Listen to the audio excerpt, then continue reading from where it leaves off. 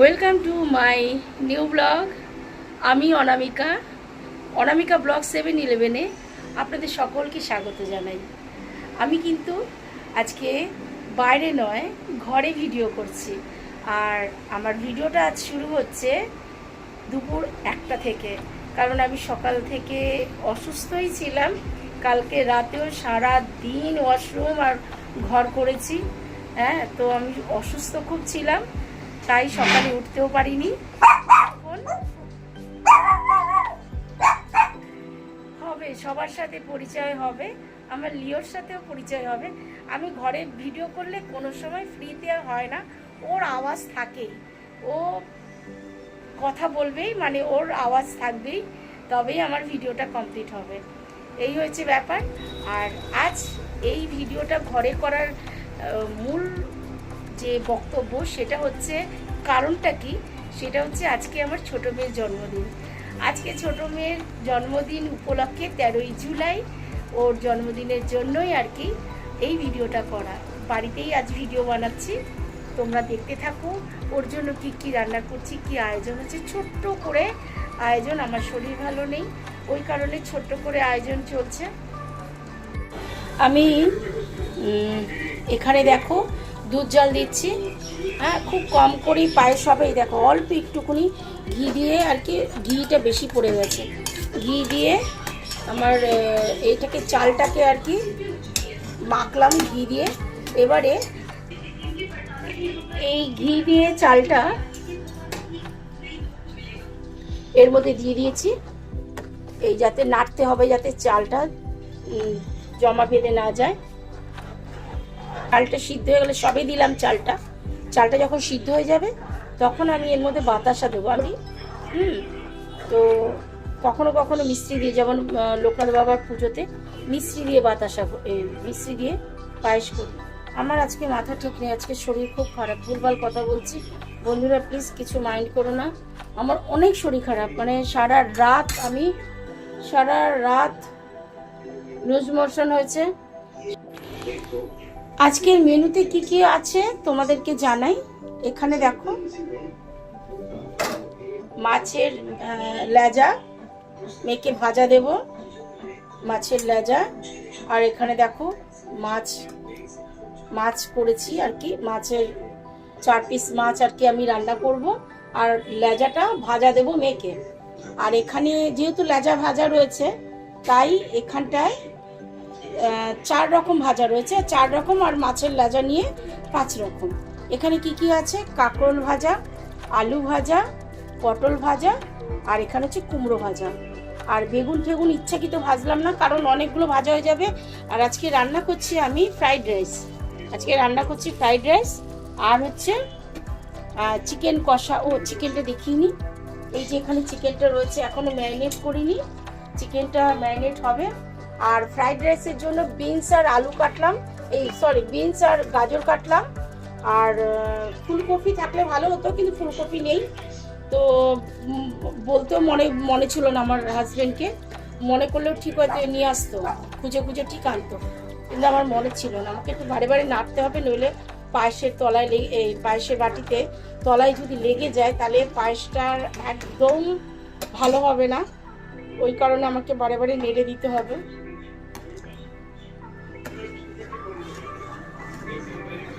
আর এখানে আছে আদা টমেটো বাটা, এটা হচ্ছে আদা টমেটো বাটা। আমি একটু বেশি করে আদা টমেটো কাঁচা লঙ্কা বাটা করে রেখেছি, কারণ আমি ওই কাঁচা কলা দিয়ে। আর এখানে হচ্ছে রসুন অনেকটা করে বেটে রেখেছি, রসুন আর টমেটো বেটে রেখেছি। আর এখানে আদা কাঁচা লঙ্কা টমেটো বাটা আছে, এর সাথেও টমেটো রয়েছে। আর এখানে তো 5 রকম ভাজা দেখিয়ে দিয়েছি। আর এখানে দেখো কাঁচা কলা কেটেছি আর আলু কেটেছি, মানে আমি মাছের ঝোলটা কাঁচা কলা দিয়ে করব, কারণ আমি আর আমার হাজবেন্ড ফ্রাইড রাইস খাবো না, আমি আর আমার হাজবেন্ড খাবে হচ্ছে ভাত। আমি ভাত খাবো, কারণ আমার শরীর খুব খারাপ। কাঁচা এইটা দিয়েই আর কি ভাতটা খেতে সব থেকে ভালো হবে, কারণ আমার শরীরের জন্য। এই যে, আর এখানে আমি বাতাসাটা দিয়ে দিলাম, কারণ হয়ে এসছে, বাতাসাটা দিয়েছি না, পুরো পায়েসটা ইয়েলো হয়ে গেছে। পায়েসের মধ্যে মিষ্টি দেওয়া হয়ে গেছে, কারণ পায়েস অলরেডি রেডি একদম। আর একটু ফুটুক, প্রত্যেকটা বাতাসা গুলে গেলে তাহলে পায়েসটা আমার হয়ে যাবে।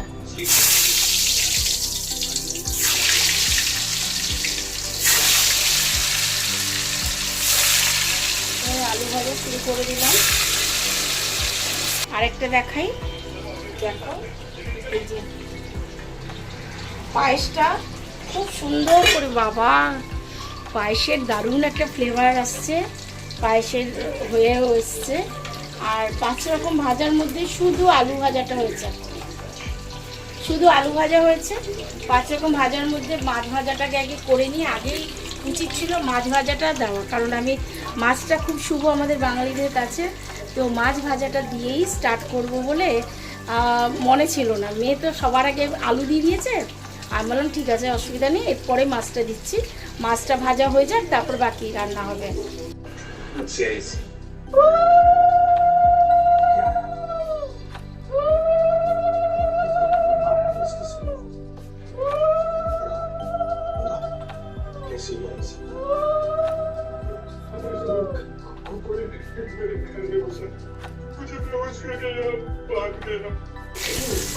কথায় কথায় আমি মাছের ঝোলটা বসিয়ে দিয়েছি, তাও তোমাদের কিছু দেখিয়ে দিই কী দিয়েছি। তেলের মধ্যে শুধু দিয়েছি জিরে, গোটা জিরে, আর আলুটা একটু ভালো করে ভেজে নিয়ে এই আলুটা দিয়েছি, নুন হলুদ দিয়েছি, আর এখানে দিচ্ছি কাঁচা কলাগুলো। কাঁচা কলা দিয়েই ঝোল হবে প্লেন। আর নুন হলুদ দেবো না, যা দিয়েছি অনেকটাই দিয়েছি। আর এবারে এটাকে এবারেই সিম করব, সিম করে, কারণ আলুটা এরকম আলুটা সিদ্ধ হয়নি, তাই আমাকে সিম করতে হবে, নাহলে পুড়ে যাবে। আলুটা ভাজা ভাজা হয়েছে, সিদ্ধ হয়নি। এরপরে আদা বাটা তো আমি করেই রেখেছি মিক্সিতে, এটাকে সিম করে এই ঢাকনাটা দিয়ে ঢাকবো। আর এর মধ্যে ম্যারিনেটের মধ্যে কি কি দিয়েছি বলে দিচ্ছি। এর মধ্যে দিয়েছি আদা বাটা, রসুন বাটা, লঙ্কা বাটা, টমেটো বাটা দিয়েছি, আর হচ্ছে দিয়েছি অল্প লঙ্কার গুঁড়ো, কাশ্মীরি লঙ্কার গুঁড়ো, একটু কালারটা আনার জন্য কাশ্মীরি লঙ্কার গুঁড়ো দিয়েছি। আর দেখো কাঁচা তেল দিয়েছি, হ্যাঁ তেলটা দেখতে পাচ্ছ তো, কাঁচা তেল দিয়েছি, কাঁচা তেল দিয়ে মেখেছি। তো একটু ভালো করে ঝরুক, ভাতটা ঝরুক। আর এখানে হয়ে গেছে 5 রকম ভাজা, মাছ ভাজা, কাঁকরোল ভাজা, আর হচ্ছে আলু ভাজা, পটল আর কুমড়ো ভাজা। আর ওখানে মাছটাকে ভেজে রেখে দিয়েছি মাছের ঝোলটা করবো বলে। আর এখন এদিকের গ্যাসটা অফ করে রেখেছি। এটার মধ্যে হবে হচ্ছে মাংসটা পেঁয়াজ কাটা হচ্ছে, মাংসটার পেঁয়াজ কাটা হলেই মাংসটা বসিয়ে দেবো। কি হয়েছে? হ্যাঁ দিদি একটু স্নান করতে পারবে না? কি করেছে দিদি? চালা গেছে? ও টুবু স্নানে গেছে? কি করেছে, কি হয়েছে বলো তো একটু। লিও ওমা আমার দাঁড়াও, কি হয়েছে? হ্যাঁ আমার মাছের ঝোল কতটা হলো একটু দেখি। মাছের ঝোলটা এখনো বানাইনি, আলুটাই ভাজছি। আর যেহেতু মশলার মধ্যে একটু টমেটো দিয়ে রেখেছি, তাই আর আলাদা করে টমেটো দিতে হবে না, আদা হয়ে গেছে। হ্যাঁ বাকিটা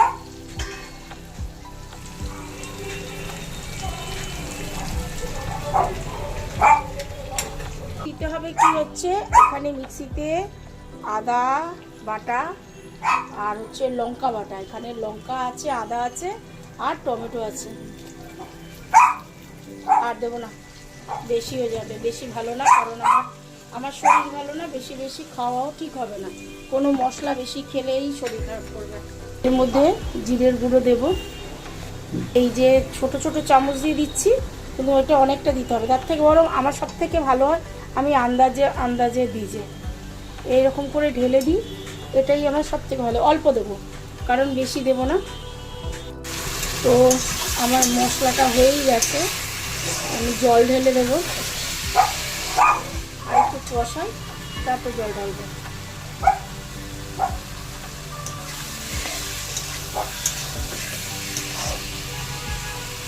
এবারে জল ঢেলে দিচ্ছি।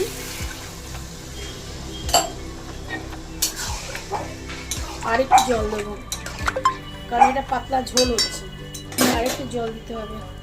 ঢাকনাটা ঢেকে দিই। তো আজকে ডায়েট না করেই রান্নাবান্না চলছে। এই যে এটা একটু গরম হোক, তারপরে এর মধ্যে দিয়ে দেবো তেজপাতা, এলাচ, দারচিনি সব দিয়ে দেবো। আমি কড়াইতে এক টুকরো দারচিনি দিয়ে দিয়েছি। এই যে দারচিনিটা, এক টুকরো দারচিনি দিয়েছি, তেজপাতা দিয়েছি 2-4টে, আর 4টের মতন লবঙ্গ আমি ঢেলে দিলাম, আর কয়েকটা এই এলাচ ঢেলে দিলাম, 4টে এলাচ দিয়ে দিলাম, আর কয়েকটা লবঙ্গ ঢেলে দিলাম। হয়ে গেল আমার গরম মশলার জিনিস দেওয়া। আর এছাড়া আমি গরম মশলা খুব একটা ইউজ করি না, আমি এলাচের গুঁড়োটাই বেশি ইউজ করি। এলাচের গুঁড়োটার গন্ধটা ভালো লাগে, মাংসর মধ্যে দিলে বেশ লাগে। কিন্তু এদিকে মাছের ঝোল ফুটে গেছে, তার মানে একটু করণীয়, তাহলে মাছগুলো ঢেলে দেবো। এদিকটা একটা থাক। এখানে যে আমি মাছ ভেজেছি, একটা একটা করে মাছগুলো ঢেলে দেবো। ভালোই বড় বড় পিস মাছ এনেছে, কিন্তু ভাজতে গিয়ে এই দেখো পিসগুলো ভালোই বড় বড়। এই মাংসের মধ্যে পেঁয়াজটা দিয়ে দিলাম, পেঁয়াজটা ভাজা হতে থাক। আমি পেঁয়াজ ভাজার সময় অল্প স্লাইড একটু চিনি দিই, তাতে কি হয় পেঁয়াজটা তাড়াতাড়ি বেরেস্তাটা যে হয় খুব ভালো করে হয়ে যায়। আমি অবশ্য বেরেস্তাটা তুলে রাখবো না, কারণ দরকার পড়বে না, বেরেস্তাটা দিতে হবে না। মাছের ঝোলটা হয়ে গেছে, ঠিক আছে। এখানে ডিমের ভুজিয়াটা করে নেওয়া হচ্ছে। এটা হচ্ছে ফ্রাইড রাইসে দেবো বলে ডিমটা করে নিচ্ছে। ফ্রাইড রাইসে চিকেন দিতে পারতাম, কিন্তু দিলাম না। চিকেন মেয়ে বললো দরকার নেই, ফ্রাইড রাইসের চিকেন তো রয়েছে, চিকেন দিয়ে তো খাবো, আবার মাংসে দেওয়ার কোনো দরকার নেই ফ্রাইড রাইসে, তাই আর দেওয়া হলো না। শুধু ডিমটাকে ফ্রাই করা হচ্ছে। আর এখানে তখন পেঁয়াজ ভাজছিলাম, পেঁয়াজ ভাজা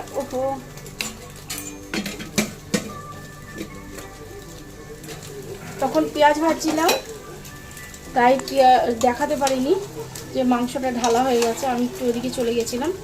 তো যাই হোক, চলে আসলাম তোমাদের কাছে এই এটাকে দেখানোর জন্য।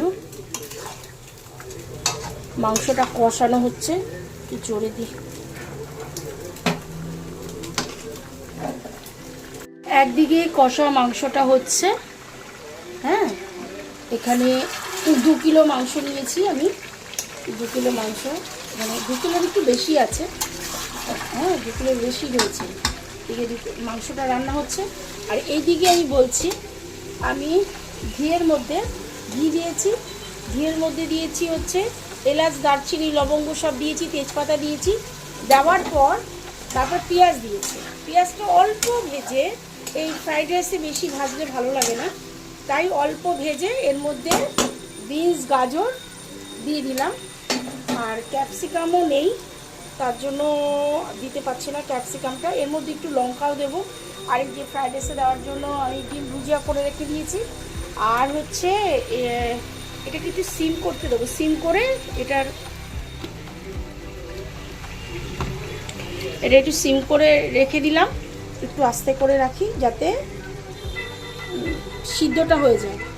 আর এটাকেও আমি একটু আস্তে করে ঢাকবো। তো অনেক কিছু রান্না হয়েই গেছে, সব রকম ভাজা হয়ে গেছে, আমার বরের খাওয়া হয়ে গেছে। কারণ আমার বর তো এই ফ্রাইড রাইস আর মাংস খাবে না, তার বদলে মাছ খাবে। তো আমার বরের জন্য, ওর জন্যে কাঁচা কলার ঝোলের মাছটা আগে করলাম, আগে করে তারপরে আর কি কি বলে এইগুলো করতে নিয়েছি, ফ্রাইড রাইস আর মাংস। ভেবেছিলাম চিলি চিকেন করব, কিন্তু চিলি চিকেন আর করলাম না। মেয়ে বললো না না না না, ফ্রাইড রাইসের সাথে কষা মাংসই ভালো লাগবে। বললাম ঠিক আছে, কষা মাংস, তুমি যা বলবে। আজকে তোমার জন্মদিন, তুমি যা বলবে তাই হবে। এই দেখো আমার রান্না মোটামুটি হয়ে এসছে, দেখতে পাচ্ছ। এই আমি এখন সিম করে দিয়েছি, একটু লাল মানে ঢাকনাটা খুলে একটু নাড়ি, হ্যাঁ, তার জন্য একটু ঢাকনাটা খুলে নাড়লে তোমাদের সাথে পরে দেখা হচ্ছে কিভাবে মেয়েকে খেতে দিই। আজকে এবারে আমি কোনো আয়োজনই করিনি। কেউ যদি পুরনো আমার আগের ভিডিও দেখো তাহলে বুঝতে পারবে যে আমি কত আয়োজন করি। সেভাবে আয়োজনই হয়নি। কী করবো, শরীরটাই ভালো থাকলো না, শরীরটার জন্যই কোনো আয়োজন করা হলো না। একটু আমাদের রাইসটা হয়ে এসছে, এখন রাইসটা দেবো আর নুন মিষ্টি সব কিছু দেবো, গোলমরিচ দেবো, এইটুকু ভাত থাক। হ্যাঁ নাকি আর মিষ্টি মিষ্টিটা দিয়ে নিই।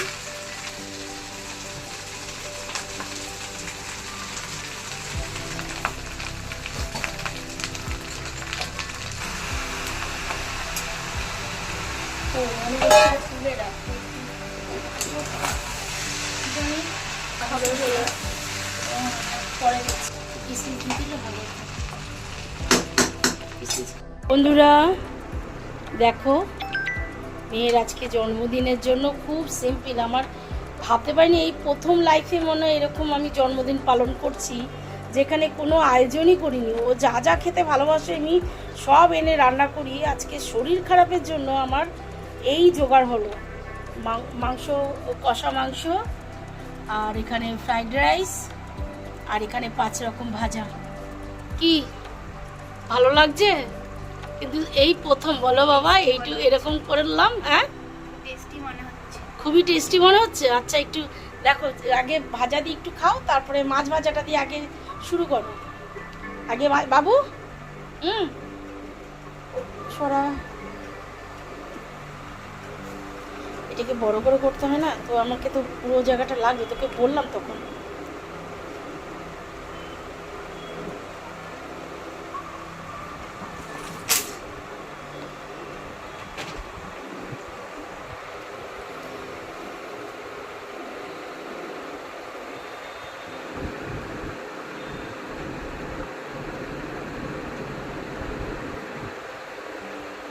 ফ্রাইড রাইসটা কেমন হচ্ছে? ঠিক আছে? খুব খারাপ লাগছে আজকে এবারে জন্মদিনটা, তাই কিচ্ছু করতে পারছি না, পেলাম না, শুধু একটু 5 রকম ভাজা আর একটু মাংস দিয়ে মেখে বসিয়ে দিয়েছি। এত খারাপ লাগছে। মাছ হয়েছিল, মামা মাছটা একটু খাও না মা, একটু মাছ নিয়ে এসে। ও মাছ খাচ্ছে, যাই হোক খাক, খেতে থাকুক। এখন রাখছি তাহলে। বন্ধুরা আমার মেয়ের জন্মদিনের কেক চলে এসছে। আমার মেয়ের ডাকনাম টুবাই। আর টুবু, তোমার কেমন লাগলো কেকটা? ও তুমি পছন্দ করেছো তো, তাই তো? আচ্ছা, ওই পছন্দ করেছে।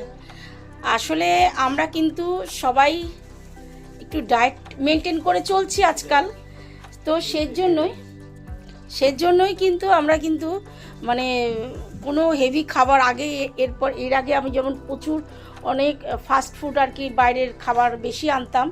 এই শুধু এইটুকুনি আনা হয়েছে। আর পায়েস তো শুভ জিনিস দিতেই হবে। আমার মেয়ের জন্মদিন খুব ছোট করে পালন করলাম। সব থেকে বড় কথা, আমি কিন্তু মেয়েদের জন্মদিনে কোনোদিনই মোমবাতি জ্বালাই না আর বুঝাইও না, তো সেজন্য ওইটাকে আমি আউট করে দিই। এখনই কেটো না, দাঁড়াও একটু 2 মিনিট, পাপা আগে আশীর্বাদ করবে তারপরে।